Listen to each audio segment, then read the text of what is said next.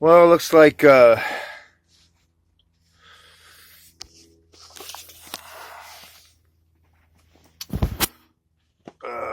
I'm gonna have to start all over again. Put a shirt on. Uh, Give out my white collar.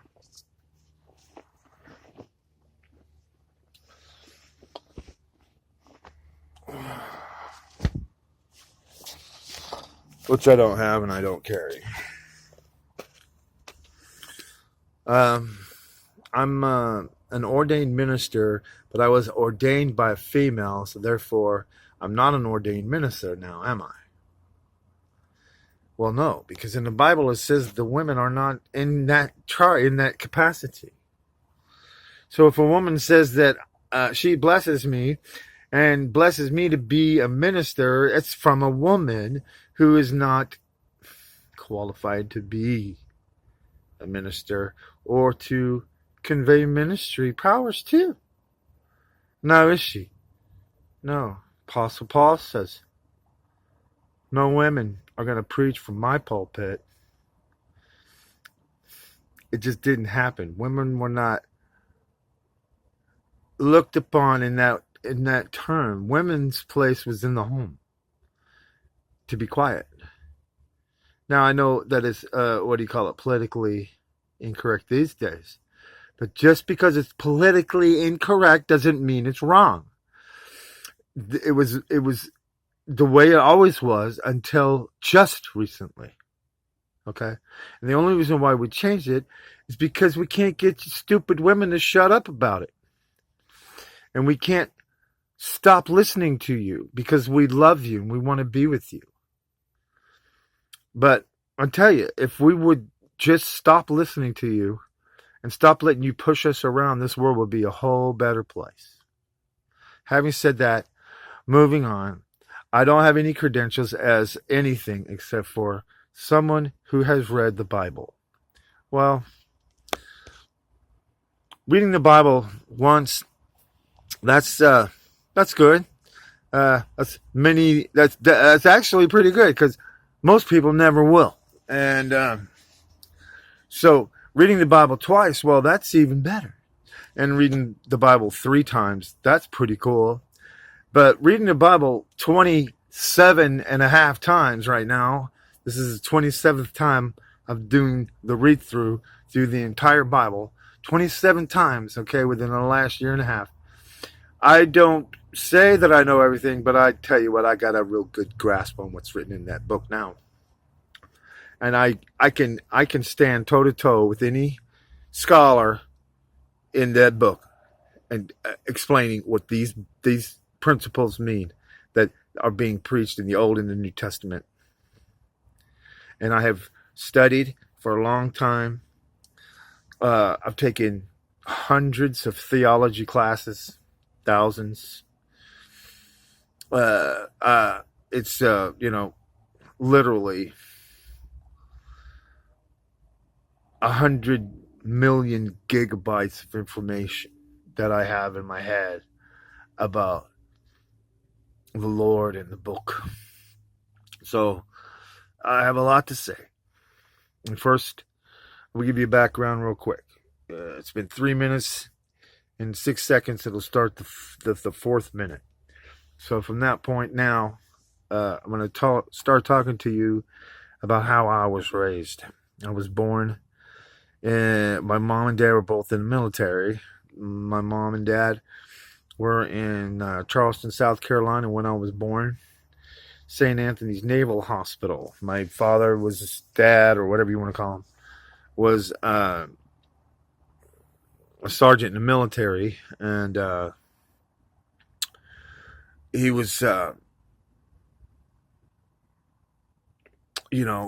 liked guy, and but my mom, I don't know what her problem was. Well, we didn't find out what her real problem was until later. We found out later that she was gay. And she was only going through life as a fake person. And she got married to a guy, had 4 kids, hated all of them. But she loved the girls. She hated the boys because she was gay. She didn't like men at all whatsoever.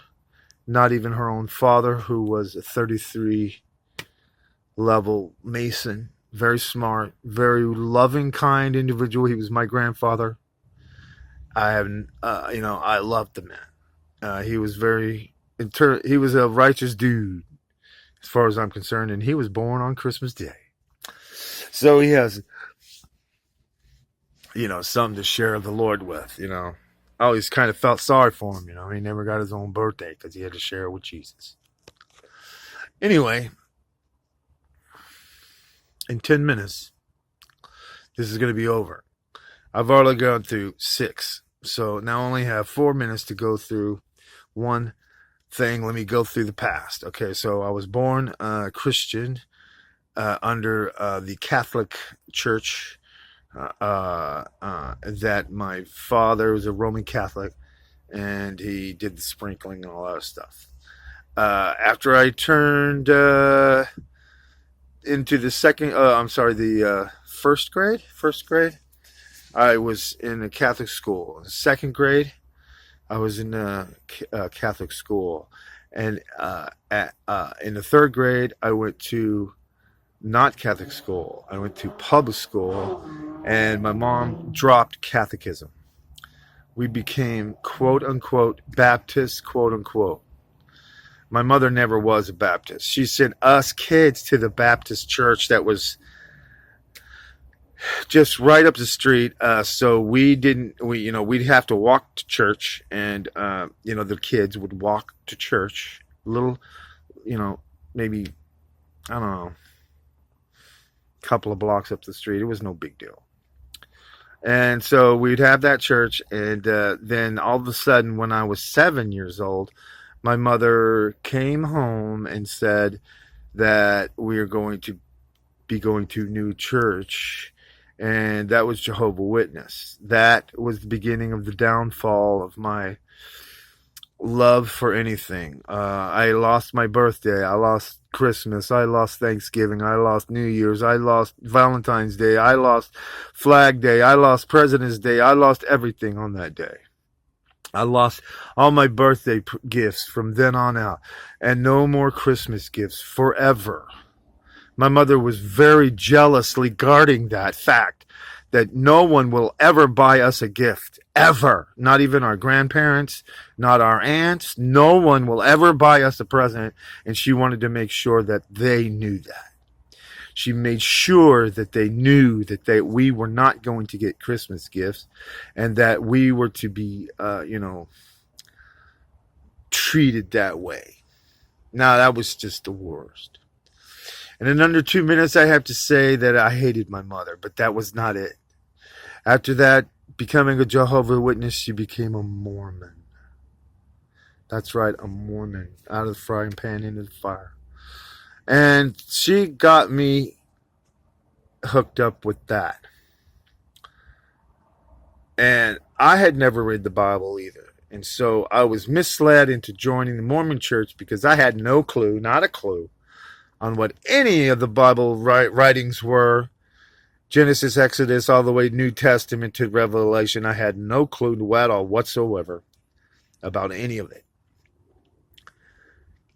So, being a Mormon, I got married and divorced because I found out what was going on and I couldn't handle it. So my wife bailed on me, and I bailed on Mormonism. So now I am a Christian, born again. Years and years later, 20 to 30 years later. And my life has changed to the point where I actually am happy that I do know the Lord. And I have read the Bible 27 and a half times, and I'm going to continue to read the Bible until the day I die. I suggest you do the same.